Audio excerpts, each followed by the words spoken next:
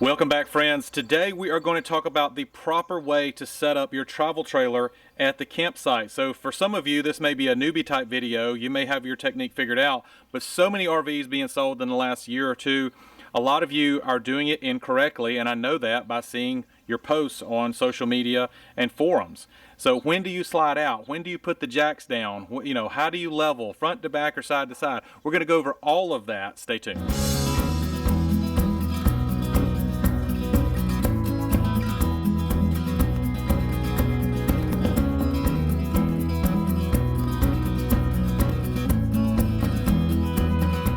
All right, so you'll see where we're actually in our driveway, but luckily, well, I guess kind of luckily, I have to do everything in our driveway that we would have to do at a campsite if I'm going to do things correctly. So I still have to level side to side, front to back, slide out. I have a 30 amp hookup, I'll show you that. So even though we're in our driveway, no worries, this is still exactly the way you would do it at a campsite. Okay, friends, so I got a little ahead of myself when I started this video. I was excited about it. The very first thing you do is make sure you have clearances. When you pull into that campsite, is this slide going to be able to come out? Is the top of the slide going to be able to come out? So it's all well and good if you're clear here, but what if you've got an overhanging tree limb right here? Same thing in the back. If you're back here, you might be clear head level, but when you look up, is there going to be a tree there? So the very first thing is to check all of your clearances. All right, I'm not sure if you can see it or not, but we are off level side to side, and that is your first step, is to level side to side. And to make sure you do this, for us, we want to make sure that we give ourselves 2 to 3 extra feet back here so we can get our levelers under this side and get it up off the ground. The reason we have to do this first is because obviously the rig has to be hooked up to the truck to level side to side, and then it has to be unhooked to level front to back. So let's get her leveled out side to side. All right, so when we're leveling out side to side, my favorite thing to use, I've used the yellow blocks, but my favorite thing to use is the Anderson levelers. Now, we are not sponsored by Anderson. I actually found these levelers online used. You'll find a lot of folks that have gone from travel trailers or fifth wheels to motorhomes, and they'll sell these on Marketplace or Craigslist. I will link them in the description box below, but go and see if you can find a used pair first. I got these, I got them shipped from Michigan for about $80 less than what I would have paid for them new. Let's get them thrown on the tires and get this thing leveled up.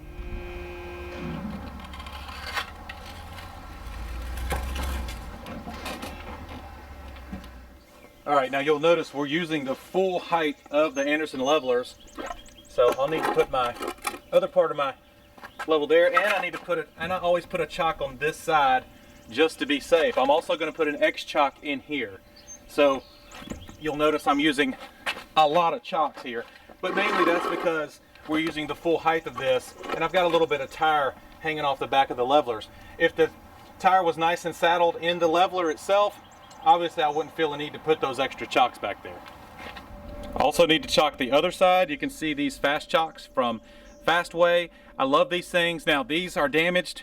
The place where I store my trailer actually hit this cable with the mower. There's usually a loop of steel cable that comes out so you can pull them up real quick. But I'm just here and I'll just step down on them, and now I'm chocked there. I'll also put my X chocks in here next. Now I know there's going to be a lot of people disagree with putting in the X chocks before I unhook the trailer and level it front to back, but I want my rig to be fully chocked before I unhook it. So I can't stress enough how convenient it is to have a power drill with you while you're setting up your RV, and it's no different here with the X chocks. I like to store my X chocks compressed most of the way, as you can see here. So what I'll do is I'll use the drill to spread them out and get them close, and then I'll hand tighten to get them to where I want to be. I don't want to over tighten and spread these axles too much, right? So let me spread it out here. It's going to get me pretty close, a little bit more. All right, and then make sure you have it, you don't want to be too far down, right? And you don't want to be too far up, because then you only have 2 of the pads touching the tires. So make sure you're kind of holding them there while you expand them so they get full contact with the tires. And then I like to tighten them to the point where you can see they were starting to tighten and I had to move them up in.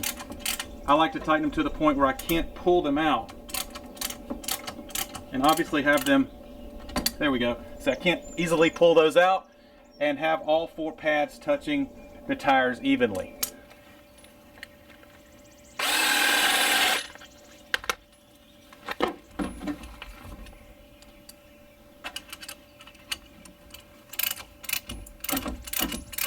This is the point where I unhook from the truck, and I'm just showing you, we use some 4x6s cut up scrap from Home Depot. I got 2 going one way and then 2 going the other way. That's my base. I do have a snap pad. I will try to link that in the description box below for travel trailers. That's been nice. It's protected that little aluminum covering or aluminum pad, and then also it adds a little bit more stability. But what you'll notice me doing, and I'll probably do this in another video, and I'm going to speed all of this up, but I'm going to raise the travel trailer well above where it needs to be to take the pressure off of these bars. I'll then remove the bars, the chains, and then I'll unhook the ball and pull away.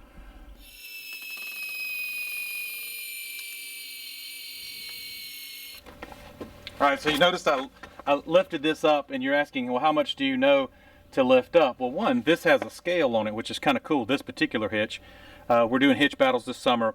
We'll talk about that another time. But for this particular hitch, I've learned about 25 seconds is how much I need to get all of the weight off of these bars.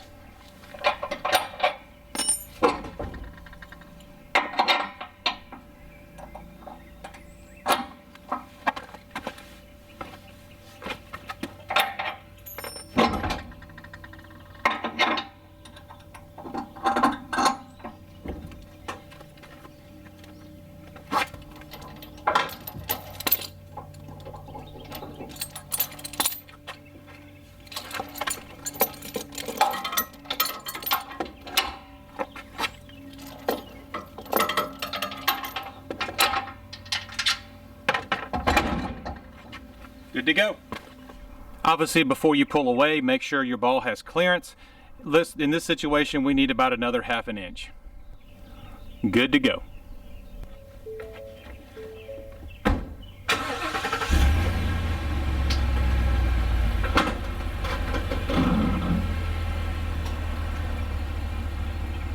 Okay, finally we're at the point where we need to level front to back. You can see my level is off here. I'm going to need to go take the nose down a little bit, but side to side I'm good. Let's level it out front to back.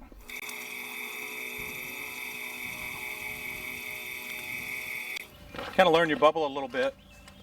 I'm pretty close, so a few more seconds going down should be good.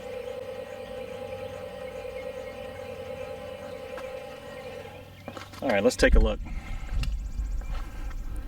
There we are.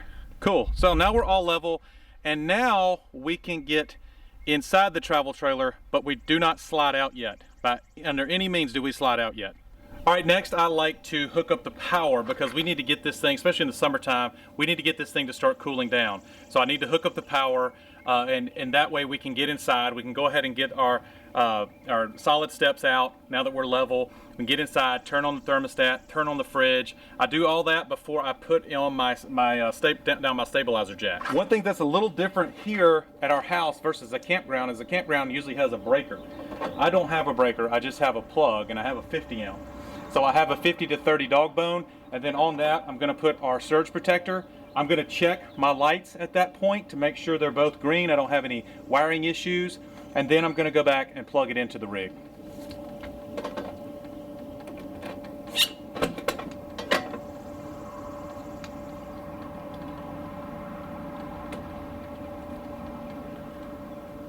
I've got my 2 green lights, should be good to go.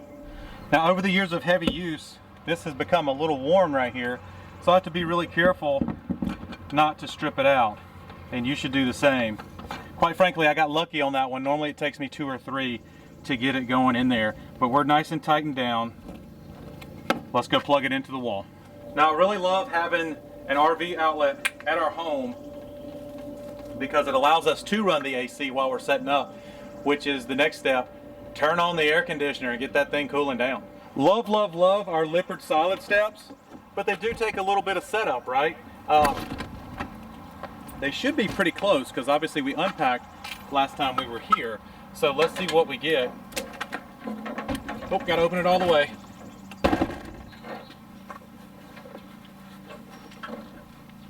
And yeah, they're gonna have to extend a little bit because I leveled this time. I didn't level last time. We simply unpacked with the slide in. So let me level these up. Good deal. Let's go inside, turn on the AC. All right. Let the eyes adjust here for a second. Go find our air conditioner. Notice we're still slid in. And these are touchscreen. They're not buttons. 74. Looks good. Please, Jesus, come on. Yes, sir. All right. We're cooling down. Let's go turn on the fridge right quick, too, while we're at it. All right, we're going to deal with some air conditioning noise here.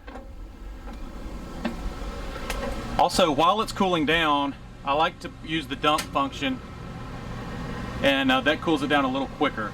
But let's turn on the fridge here. Notice we have our clips. Let's take those out. Actually, I'm trying to do this one-handed. Let me put those in the freezer.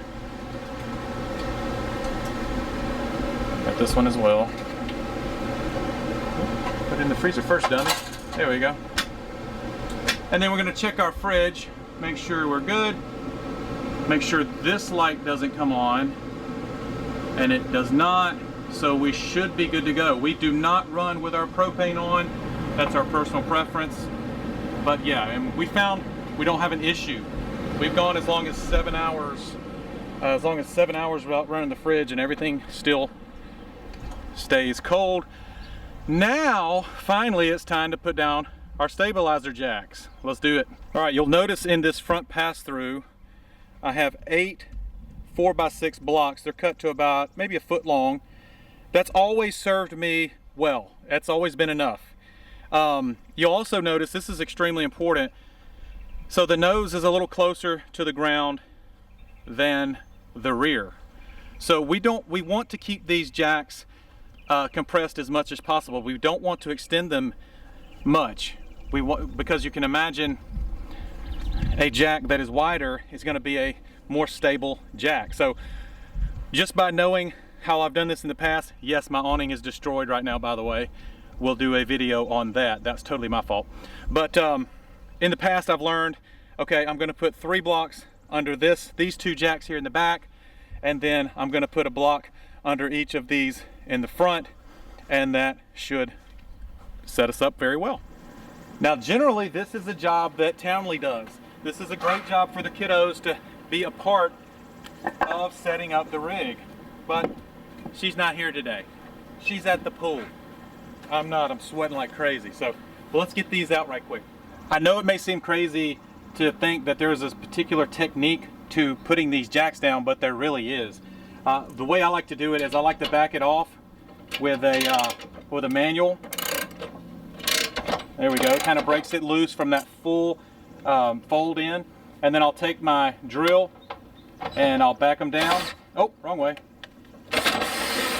Move the block perfectly square underneath. Now I've got this set on my highest drag setting, not on the drill setting.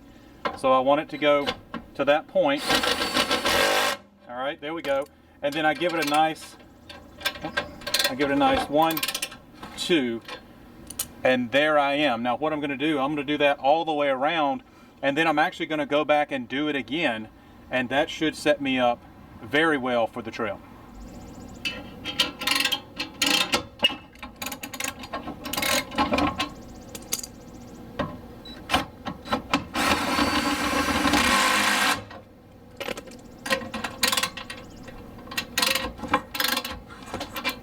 Okay friends, I can't stress enough how important it is to make sure you go around and tighten your jacks 2 times, all right?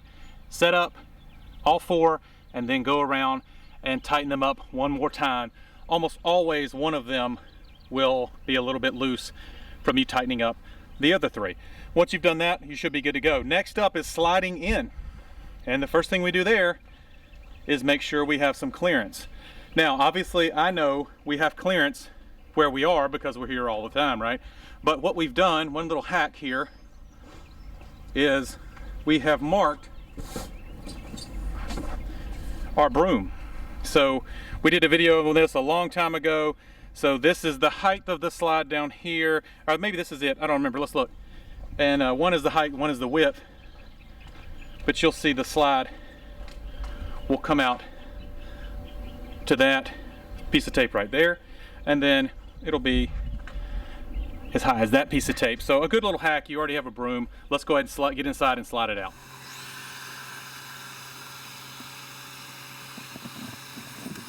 Alright guys, if you have a Swintex slide, you need to make sure to hold your button 3 seconds at least after it's finished sliding, just with the Swintex. We're all done. Right, finally we get to our water hookup. This is our last step before we're ready to start getting out camping furniture and all that. All that's personal preference, of course. But what I'll do here, what I've decided I like the best, is I'll get out my filters. Now, I keep my actual filter cartridges in the fridge so they don't get molded and mildewed. So let's just pretend we're putting those in here, and we're hooking all of this up. And then what I have now, what I've set up, here's my hose that goes to the actual post at the campsite. 35-foot Evo Flex. I'm not completely sold on it, so I'm not recommending it, but that's what we're using right now. But I don't like to unhook and hook up here over and over and over and over and over again. This is plastic, it wears out. So this hose sits here permanently, and I'll shoot it through the bottom. This is model specific, of course. And close this up just like that. And then let me show you what we got down here. We go to, we'll hook up this right here. Put that up. Obviously these filters will be inserted here. And then I'll take the hose from the stop over there, the spigot that's at the campground, and I'll hook it to the other end where I have my pressure regulator. And that hooks you up for your water. Finally, one last step. I'll come back here to the hot water heater. It's not the hot water heater, it's just the water heater. Right? I don't know why I say that. I'll release this pressure valve to make sure water is making its way into the heater. Oh, this is hard one-handed. There we go. And then I'll come in, and our very, very last step before camping chairs is I'll turn on our electric water heater. Not going to do that now because we don't actually have the water hooked up, but make sure you have water flowing into your water heater before you turn that on. So here you go. We are set up, ready to camp for the weekend. It's hot out here. It's time for me to go get a cold drink, guys. I hope you enjoyed this video. I hope you find it useful. Please share the video if you did, and consider subscribing. See ya.